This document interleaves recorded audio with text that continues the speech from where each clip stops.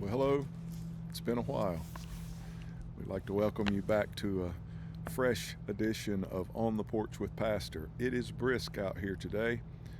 We're calling for a lot of difficult weather to move in on us in the next couple of days.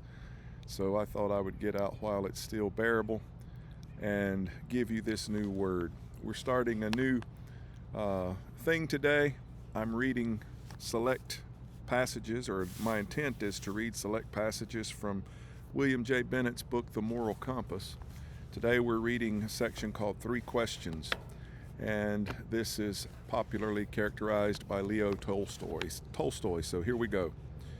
It once occurred to a certain king that if he always knew the right time to begin everything, if he knew who were the right people to listen to and whom to avoid, and above all, if he always knew what was the most important thing to do, he would never fail in anything he might undertake.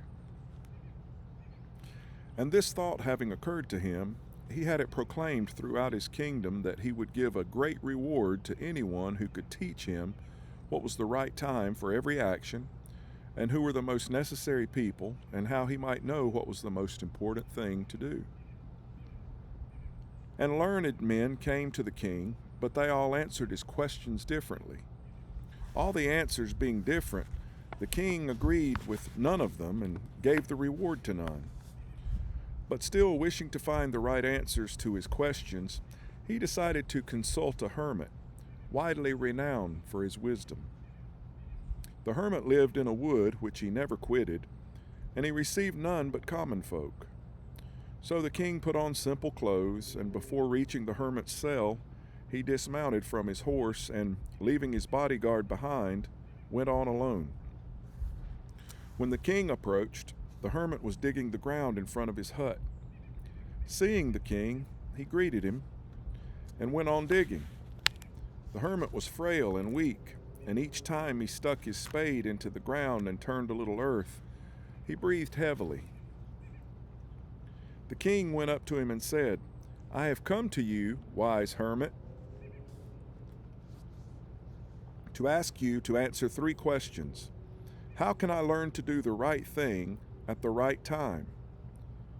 Who are the people I most need, and to whom I should therefore pay more attention than to the rest? And what affairs are the most important and need my first attention?" The hermit listened to the king, but answered nothing. He just spat on his hand and recommenced to digging. "You are tired," said the king. "Let me take the spade and work a while for you." "Thanks," said the hermit, and giving the spade to the king, he sat down on the ground. When he had dug 2 beds, the king stopped and repeated his questions. The hermit again gave no answer, but rose, stretched out his hand for the spade, and said, "Now rest a while, and let me work a bit." But the king did not give him the spade and continued to dig. 1 hour passed, and another. The sun began to sink behind the trees, and the king at last stuck the spade into the ground and said, "I came to you, wise man, for an answer to my questions. If you can give me none, tell me so, and I will return home." "Here comes someone running," said the hermit. "Let us see who it is." The king turned round and saw a bearded man come running out of the wood. The man held his hands pressed against his side, and blood was flowing from under them. When he reached the king, he fell fainting on the ground, moaning feebly. The king and the hermit unfastened the man's clothing. There was a large wound in his side. The king washed it as best he could and bandaged it with his handkerchief and with a towel the hermit had. But the blood would not stop flowing, and the king again and again washed and rebandaged the wound. When at last the blood ceased flowing, the man revived and asked for something to drink. The king brought fresh water and gave it to him. Meanwhile the sun had set, and it had become cool. So the king, with the hermit's help, carried the wounded man into the hut and laid him on the bed. Lying on the bed, the man closed his eyes and was quiet.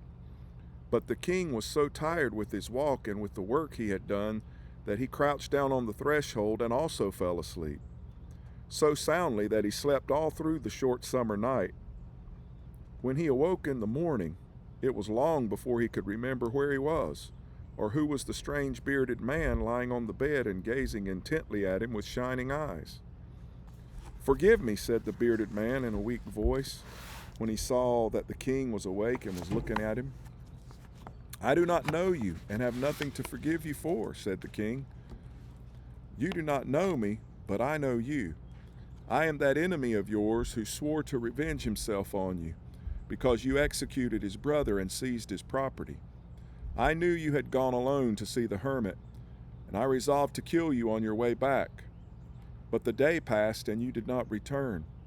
So I came out from my ambush to find you, and I came upon your bodyguards, and they recognized me and wounded me.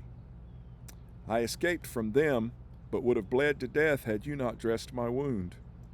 I wished to kill you, and you saved my life. Now, if I live, and if you wish it, I will serve you as your most faithful servant, and will bid my sons do the same. Forgive me." The king was very glad to have made peace with his enemy so easily, and to have gained him for a friend.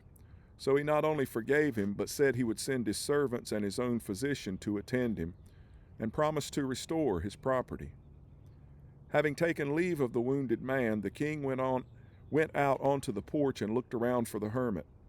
Before going away, he wished once more to beg an answer to the questions he had put.